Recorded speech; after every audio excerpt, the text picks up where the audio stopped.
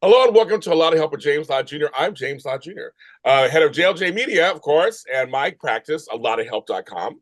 It's Men's Health Month, Men's Health Awareness Month, but it's for everybody. We're going to talk about for everybody, but especially I want my men to listen to because for men, there's that stigma to not talk to people. I am a huge advocate of therapy and counseling. I've had it myself. No shame at all, at all. We're breaking the stigmas here on this channel. There is no stigma. But also, as you know, I'm a certified life coach in several areas, professional organizer, and just a person who had life.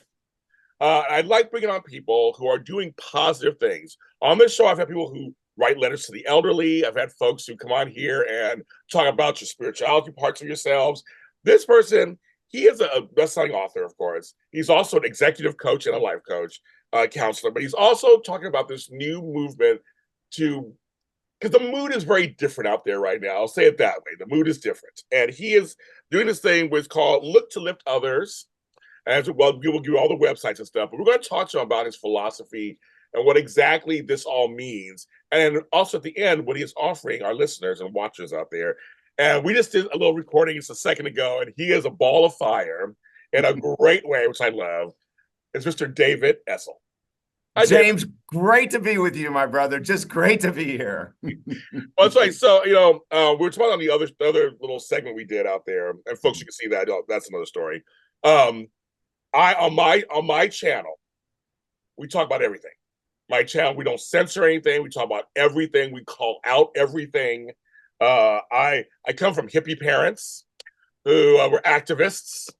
And I grew up an activist myself, and 40 some years ago, the time was going by fast. I'm a mere 20 years old. I don't know how I was 40 years ago. But 40 years ago, I was an activist myself, and I was always taught, David, wherever you live, because I've lived many places, you move around, went to college, and stuff. Wherever you live, you should always really, really, really get involved in your community. Whatever that means. You find your spot, you'll find your place. And even if I'm asking you this question. Actually, this is a good first question. Before we get into the deep specifics of what you do, because what you do is activism. So to speak. Yes. Yeah, very much so. What do you tell someone who's like, I do want to help change the world somehow? What would be your opening statements to them going, I don't know where to start? Yeah, start in your house. I like that. How about treating your family members with more respect, more patience? If you have children, more patience. If you have a partner, more understanding, more patience. So I would say, the very first place to start is at home. And if we want to back it up a little bit more, the very, very, very first place to start is with us, right? We've got to look in the mirror and say, what parts of my life do I need to change? What parts of my life are not functioning correctly? Have I struggled with money for a number of years? Have I struggled with my weight for a number of years? Have I struggled with an addiction? Have I struggled with relation? What is it? So we look within, James, and we pull out just one area. Let's say we're a procrastinator. Well, procrastination is one of the worst things for an activist or a would-be activist, right? It's the worst word in the world to an activist is procrastination. Most activists are saying, let's act and think later. And so, yes, they shatter procrastination, right?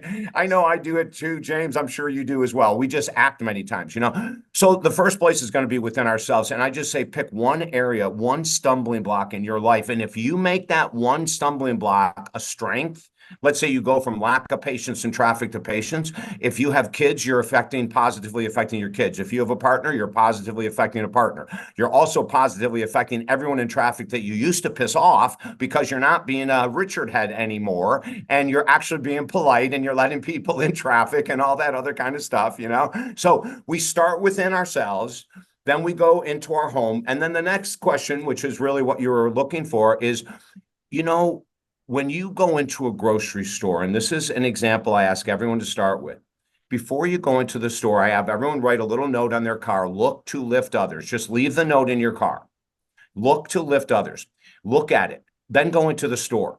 But don't go into the store to just buy what you're looking for. Go into the store to get what you want, but then look to lift someone. And we have so many stories, James, that are coming in. On my website, we've got a bunch of shared stories already, but it's something like this. A gentleman that was wanted to be a part of the program, and it's free to join the program. There's no cost. So he said, he sent an email saying, "Oh my God, I just read your page. I'm Look to Lift Others, and I want to get involved." He said, I see that I've become very self-centered. He said, "I'm reading one of the stories about people walking into a store, and I'm that person, David. I go into the store, my head is down, I've got blinders on, I go right for the bananas and the yogurt, right, James? And then the berries, and then I get the heck out of the store." And he said, "This is what happened. I go into the store the next day after reading your page. I have my little note in the car that says, 'Look to Lift Others.' So I go in with open eyes. And the very first aisle I walk down, I see a woman in a wheelchair, but a grocery store wheelchair that's motorized, right? Where she can put her stuff in. And she's stuck between two boxes. She got herself in between these boxes. So he said, I'm standing there watching. I counted 10 people that walked by and no one stopped. Of course. He said, I purposely just stood there looking. He said, I was shocked. And then I realized it's my responsibility, no one else's, to look to lift others. So I walked over to this woman who was about 90 years old. And I said, "Excuse me, ma'am, but do you have a license to drive that fast of a motorized cart in this store? I'm just curious." And she looked over, and of course, a big smile came to her face. And then he goes, "And do you have a driver's license for that?" And she goes, "Well, obviously I don't, because I'm stuck." He goes, "How would you like some help?" She goes, "I would love it." And then he passed her several times on different aisles, and they just smiled and laughed and everything else. But that's something simple, James, right? It's like just being aware. And the funny thing is, when you're that conscious, when you're living that mindful, you will see things that you've missed for 20, 30, 40 years. There's always someone that needs a smile. Another story, and this is a great one because I love the racial part of this. We had another gentleman contact us and said, "Your program sounds great. I would love to join, but I'm really struggling with prejudice." I said, "Then this is the program for you," right? I emailed him back. I said, "Oh my God, brother, you're in the right place." And he said, "Where do I start?" And I said, "The grocery store." And I said, "What are your prejudices?" And he said, "Obese people and Black people." I said, "Fantastic." I said, "I want you to go into that store and I want you to look for a cashier that is either obese or Black. And I don't care how many people are in her line. I want you to get in that line. I want you to look her in the eyes when you get up to the cash register. And I just want you to say hi." That's it. He goes in, and wouldn't you know it, James, he finds this cash register, and the line is longer than the other lines, of course. And it's a very heavy Black woman. And he thinks to himself, what are the odds that my two prejudices are in this lane? And he gets up to the cash register and he looks the woman in the eyes and he said, "Ma'am, those glasses look amazing on you." And when he said that, James, a tear rolled down her cheek. And she looked at him and she said, "Sir, may I come around this counter?" And he said, "Sure." And she comes around. She said, "May I hug you, please? That is the most beautiful thing that anyone has ever said." You know, James, this is the type of movement that we've created, you know, where people get a chance to get outside of their numb comfort zone. Listen to the words, our numb comfort zone. We've been numbed out by social media. We're definitely numbed out by the news. You know, if you watch the news, I just have one request. Please stop immediately. Yeah, I know. And I'm being really serious. I know. I agree with that. You cannot watch the news. If something is crucial, your neighbor, your coworker, someone will freaking call you, text you, email you, okay? But the news is, and I'm in the media, and I can get screwed for saying this, and I could care less. News is meant based on sensationalism to get dopamine reaction in your brain to attract you back to the next news segment. That's the whole thing. They do MRI studies on what type of images are going to glue someone to the set. And then they just keep firing those images. And the tone of the reporters, now people don't know this stuff. They're trained to be able to increase irritability, increase fear, increase upset. right? Just by the tone of their voice. If you ever watch the Weather Channel and there's a hurricane coming in 30 days, 30 days from when the hurricane comes, the guys on the Weather Channel already have their weather jackets on. It's sunny out. There's no breeze. There's nothing. And they're saying, yeah, and there's going to be something that's going to hit land so hard. It's 30 days away. And news does the same thing. Yes. They try to get you riled up to attract you to come back, and it becomes an addiction.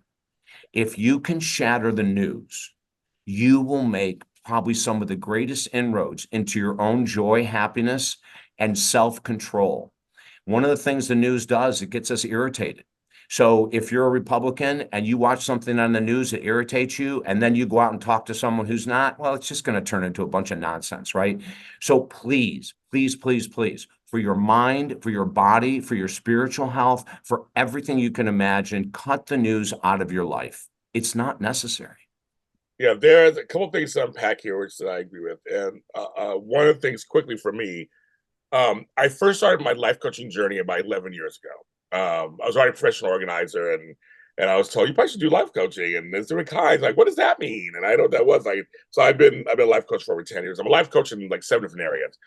Okay. But one of the things, the first class of the first life coaching course I took, and folks, I paid money. It was a little cheap little thing. I went through Coach Training Alliance, the whole thing. But the first class was coaching from center. So exactly what you said about where do you start? It's you. In your home, in your space, it's you. So I just want to comment on that. That was something you said that I like. The other thing is, I have this practice that I do. Talking about, and you mentioned this again about the grocery store, customer service. Yes. I used to do customer service when I was younger, hated it. Hey, I hated it. Oh, customers, I hated it. It was horrible. Because the mood is already heightened because usually they're coming to you with their problem. Yeah. Right on. So this is what I do. My mother was very impressed because my dad had died, my mom was sick, and I was having everything. I'm the caregiver for everybody. I was having everything. So I make a bunch of phone calls. I make all these phone calls. I had them on speaker. My mother was with me, and I would always go, and they go, I go to speech. I go, hi, how are you today? Now, many of just that sentence would throw people off. Yes. They're already on the defense. They're ready to go. This person got a problem. So I'm like, hi, how are you today? And they're like, fine. Okay. Some would laugh and go, oh my God. Right. Well, thanks for asking. I mean, they go, how? And I'm telling you, it softened the blow. Right. You're already putting out something. You're putting out care and compassion. Yeah. You're putting out an energy that's different than, I got a problem I got to talk to you about. Yeah. I'm not coming defensively. I'm not right on. I'm like, so they get off the offense. I'm a football person. Off the defense. So like, okay, now we're in a space we have a conversation. That's right. And chances are you'll help me. And a lot of times it worked. And they're like, he's like, you really get stuff done. I'm like, and now she does it. Oh, perfect. When she calls them, I said they have a thankless job. I mean, it's a thankless job. I mean, it's a job. So going by what you just said, I agree with that too. Perfect. Number 3, as I mentioned, answer all these things. Number 3, I'm in media also. I'm a media outlet. I'm in media. I do red carpets, all that stuff. But my thing is when it comes to news, I call it infotainment. Yeah. Because I know everything you said, that part's all true too, but also gets you to tell people at home, it's also a business. Yeah. It's a business to get advertisers to advertise and to get butts in the seats for ratings. Yep. So everything he said, that contributes to the ratings. And everybody's to the TV, listening to every word they're saying and how they're trying to instill fear in the minds of people. Your black neighbor next door. Yes. And, and your Latino neighbor over here. Like, they'll do that just in order to say your white neighbor's over here. Like, they'll do it both ways. Whereas it's meant for you to go, oh my God, oh my God, oh my God. Yes. And you're just like, and you're in fear-based mode. So that's what David just said is all true, but let's add on there. It's not like it used to was. We always say, not like it used to was.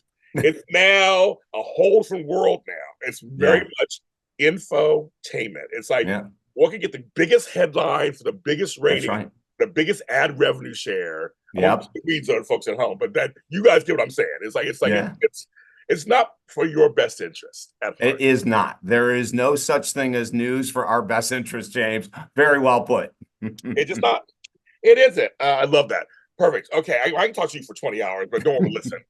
So I got to move forward to did you give such great answers. I just come on again another time. Come on another time. Come again. Yes. Already. Okay. I really do want to promote this part for you. So, I believe I talk about race on my shows. I have a show called Extra Connections Race Talk, which I do talk to different people, different areas, and I'm always about race. And I'm multiracial myself. I come from white and black and Asian and all that. I come from all that. And I grew up multiracial, multicultural, the whole thing.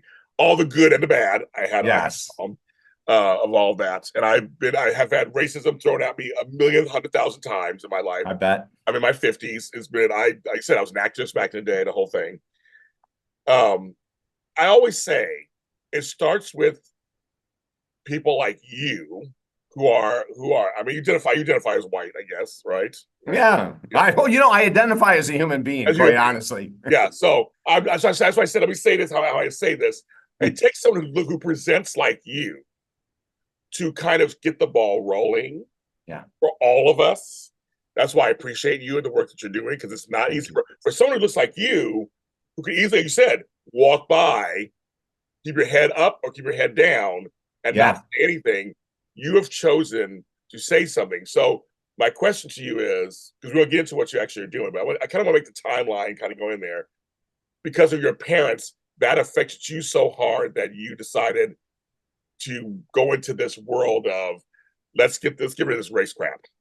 Yeah, it's true, James. My mom and dad had the greatest impact on me. I was a very difficult child, as a lot of children are. I was very independent. My brother and sister followed the rules. I did not. There was no box when they said don't color outside the lines. There was no lines. I was already outside them, type of thing. But I had a really rough time as a child with my mom and dad because they didn't know how to handle someone who was so sensitive. My sensitivity was off the charts.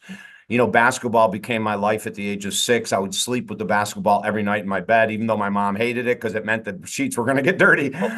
But having that type of formative background did not impress me when I was a child. It wasn't until I got to my 20s, late 20s, that I realized how amazing my parents were. I fought them tooth and nail. I mean, I became an alcoholic at 12.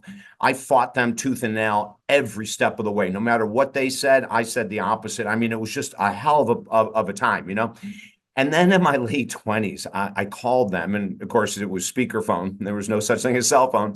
And it was on the wall. And I said, hey, Dad, if you could please put this on speakerphone, I want you and Mom to hear this.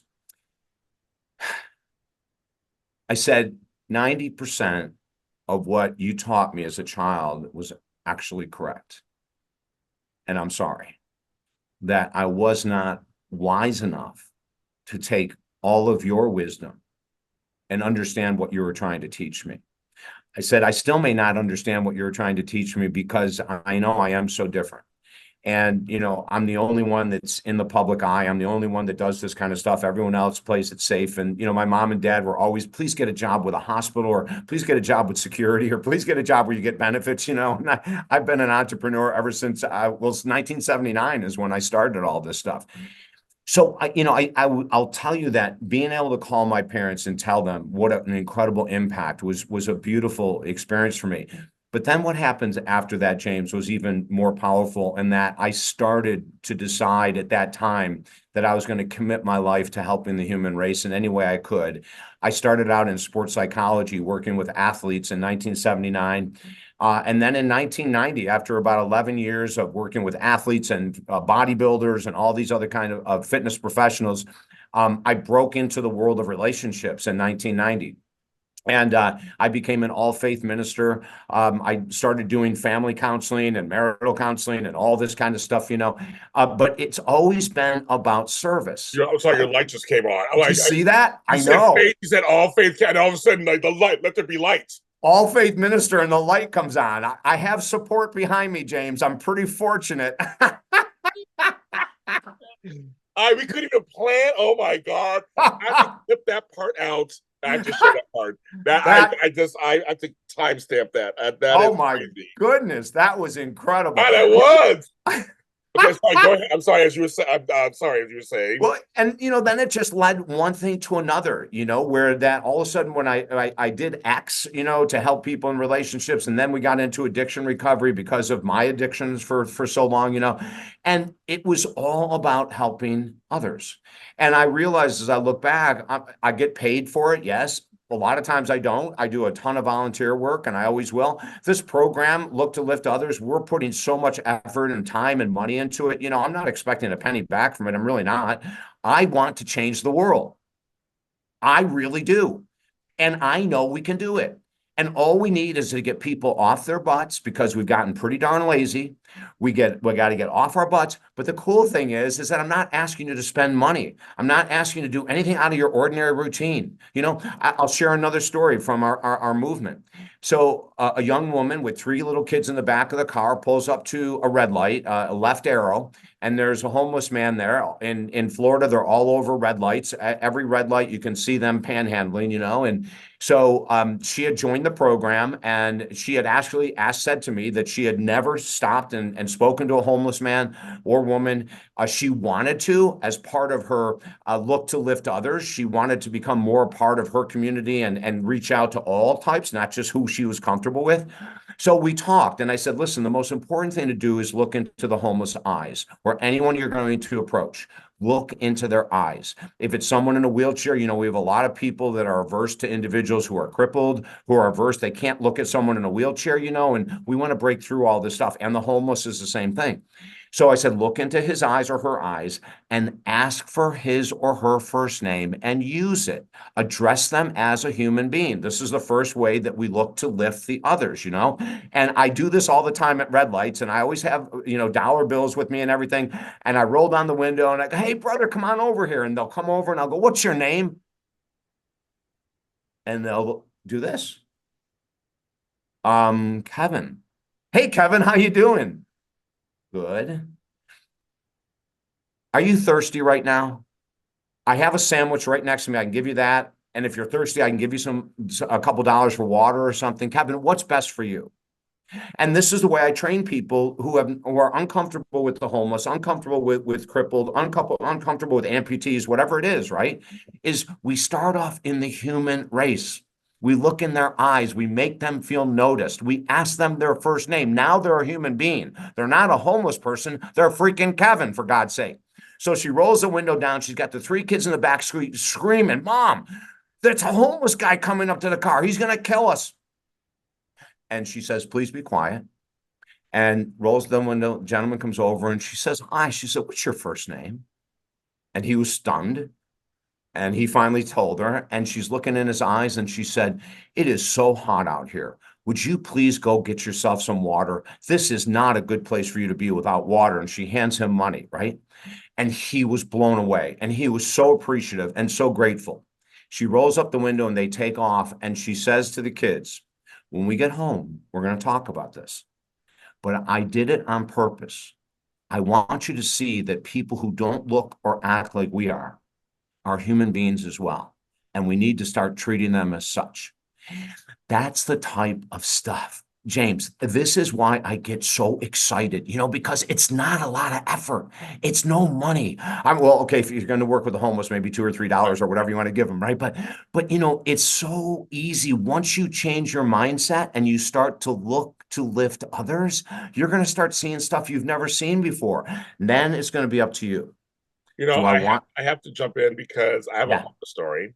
Yes. I was homeless before, so I have been there. So I've been there. But here's something about the way you look at homeless, because I had a guest on one of my shows, Joshua Silverstein, who's a lot of community work.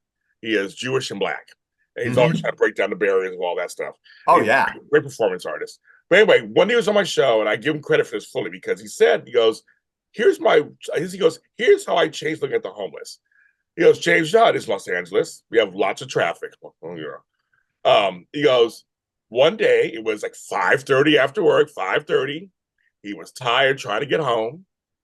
And he's pulling down the street, and the light's red. All of a sudden, the light turns green, but he can't go forward because a homeless person starts to walk across the street slowly. And you know, he said to me, he goes, James, I looked at that person and I went, I wonder how many times a day that person feels so small and unlooked at that this is a way of saying I'm alive. And That's that hit me right. so hard when he said that. Wow. That's He had nothing to lose or gain. It was more that I'm showing you I'm still here, yeah. that I am somebody, Yes. and you will see me. It made Love me the cry. It story. made me cry now. It made me cry. And I said, I never thought of it that way. He's like, and he goes, it also made him go, he goes, James, we are the traffic. Yeah. We're the traffic, Yeah. homeless, but they are people. We are That's right. all people in this situation. Yep. And he said from that point on, it changed his tune on how he looked, literally looked at the homeless. Yeah.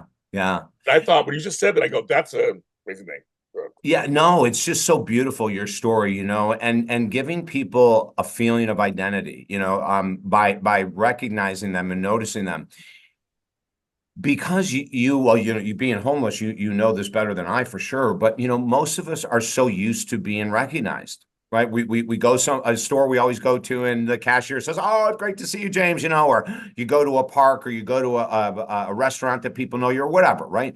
So when we're not disenfranchised, when we're not part of the disenfranchised society, we don't normally know what it's like to be invisible, to not be seen. Like we don't know that feeling, right? I don't know that feeling, James, but I can sense it through empathy and compassion. And that's why I look in the eyes and encourage people to do the same and to use their first name. When a person feels, when they're in that kind of a situation and they know they're being judged by everyone who looks at them, type of a thing, there's nothing but beauty that comes out of speaking to someone like that. There's nothing but beauty. There's I'd like to share another story if I could. How I got really involved with the homeless was in 2000, and I was living in Sarasota, Florida, and I'd run every day over this big bridge, and I'd run both ways over and come back, and this one day I'm running, and I really hurt my knee badly, so I got over the bridge, and when I was coming back, I got to the top of the bridge, and I couldn't run anymore. My leg was just throbbing. It was in so much pain, and it was February, and it happened to be a cold, windy day. And as I got to the top of the bridge, I looked down and I see this guy, and it's five or six lanes of traffic, and it's 5 o'clock at night, and it's busier than heck. And he's darts into the road and then pulls back. And he darts into, and I'm going, what the freaking guy? What's this guy doing? And I couldn't see clearly enough because he was quite a distance away, who he was or what he was or anything. And as I'm hobbling down this bridge now, I see him go for it, and he gets about 5 steps, and he gets hit head on. He flipped. It looked like a doll in the air. He flipped over all 4 lanes, landed on the other side on pure concrete. I sprinted. Adrenaline is an amazing drug, man. I sprinted. That I ran faster than I've ever run. I got there. There was no one around. No one had seen it. No one stopped. It was mind-blowing to me. I ripped my sweater off. I rolled it up. I put it on his head, and he was screaming, James. He was in so much freaking pain. He was screaming. And I said, grab my hand. Squeeze. When the pain gets harder, squeeze. I want to feel your... he almost broke my hand. This guy was so freaking strong. I looked, and he had no teeth. I saw the knapsack sprawled all over with whatever stuff he had in there. Tears were streaming down his face. He's screaming in so much pain. And I said, we are here. There are angels all around us. I can feel them. God's presence is with us. Keep squeezing my hand. Stay conscious. What's your name? Joe. Joe, I am going to be here forever. I don't care how long it takes them to get here. And I just went into this dialogue with him, right? And I stopped, and he looked into my eyes. His eyes were crystal blue, and I saw Christ in his eyes. And I knew that we were meant to be together. The ambulance got the wrong direction. And instead of 3.5 minutes, it was 8 minutes before they got there. And this poor man was screaming in pain. I bonded with him. in the most beautiful way. I called the hospital the next day. He was in surgery. I called the next day. I said, can I talk to this gentleman? I don't know. I know his name is Joe. He's homeless. And they said, oh, yes, we know. They got me to the room and I said, hey, Joe, I go, you don't know who I am? He said, yes, I do. You know who you are. Yeah, I know you are. And I said, do you remember me? He said, yes, your voice is very different. And I said, hey, can I do anything for you? He said, I'm starving, David. He goes, the food in the hospital is terrible. I said, okay, I'll tell you what. Let me come over. I'm going to bring you some shirts, some sweaters, some socks, blah, blah, blah. And I'll bring you some food. So I'm sitting here thinking, well, what can I? So I got crackers and I got peanut butter and I got apples and I got a bunch of other stuff. And he's all excited. He's looking through the bag and he goes, I want to thank you, but I don't have any teeth. He said, the peanut butter will get stuck in my mouth for a month, David. And he said, I can't chew the apple. Oh my God, that's right. Oh my right. And I said, oh my God, Joe, I am so sorry. I'm going to go out and get you something else. And I went out and got him something else and came back. And then he was transferred to a rehab center. And of course, extremely bare level, help at all. But I got a chance to go see him there. And the sweatshirt that I gave him, it said Avia across the top, which is an athletic shoe. It used to be an athletic shoe. And his picture outside his rehabilitation stay room was him with a toothless smile in the Avia sweatshirt. And I just changed that day, James. Yeah. I completely changed it in 2000. It was a one-time experience. And I've got tons more homeless stories I won't get into right now. But, it just takes one time, ladies and gentlemen, for you to get outside of your comfort zone and help someone who's different than you. And you'll see, even if you don't get validated, even if you don't get thanked, who cares? You're doing it to make a difference. Yeah. And I hope that you'll feel better about yourself for doing this. The problem is, we're going to be real. The problem is people getting out of themselves. That's always number one. Yeah. And I think nowadays with the advent of social media and dating apps and all this stuff, it's gotten even worse. I mean, we had a pandemic, which made things worse also. It's now we're working from home, more. Everybody's saying there's not that little water cooler to hang out with your friends like we used to. Not saying it's impossible or anything like that. I'm just saying I just want to make sure people are going to say, well, James, that sounds great and all, but how can people do that? And I give this example. When I was back in the day, before they had cell phones and computers that were like for homes and stuff, I would go for jobs and I would go for my voice. And my voice, people usually like my voice. It's one makes you money. Yes. And my name, it just sounds like it's James Lott Jr. It's not, there's no ethnicity attached to it. And I would show up to interviews and they go, oh, or so you're James Lott Jr. Or we're looking for James Lott Jr. I'm right here. No, we're looking for James Lott Jr.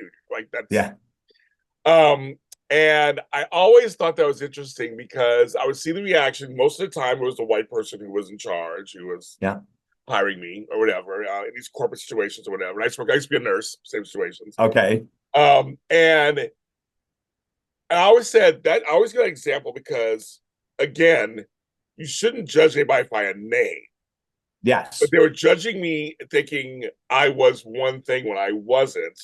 But in the end, I'm the same thing. If that makes any sense. Yes, it does. It's like my name, you're thinking I'm white, basically. Right. I'm black. Right. Now, I am half white. I am in real life. I mean, biologically, I'm 55% white. That's no story. My DNA test was crazy. I'm mostly Scottish, apparently. I had no idea. But the whole thing was that I'm a person named James Lott Jr. coming in for a job that's not race specific. Right. So I'll just an example to kind of further what you're saying is like I should automatically just be treated as a person applying for the job. I know. And nowadays it's a little easier, but still has a problem. But back then there's a lot of issues with that. And I just thought, but it's so funny. It's like, so you're going by my name and my resume looks good to you for you to call me in. Yes. But it just wasn't a picture of me. So like by going with you and I both, how we both think, well, it shouldn't matter. It's like, oh, so you're James Lott Jr. You should be, oh, you're James Lott Jr. Great, nice to meet you. That's the resume. Yeah. Let me prove to you educationally or whatever, that I can do the job you need me to do. Yeah. Not like, oh, he's a black guy, like, and I think that's the thing I want people at home to realize. And I think what David's trying to dissipate is this notion that all of us otherized people in these situations, we don't want to be otherized. We're not asking for anything special, or anything extra.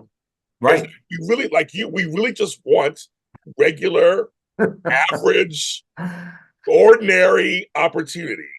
Right on. That's what this country was built on, right? Yes. Right. So I like what you're saying, but we have to, but it has to come from you first. Go back to our original thing. That's right. Somehow you have to have that click or that shift.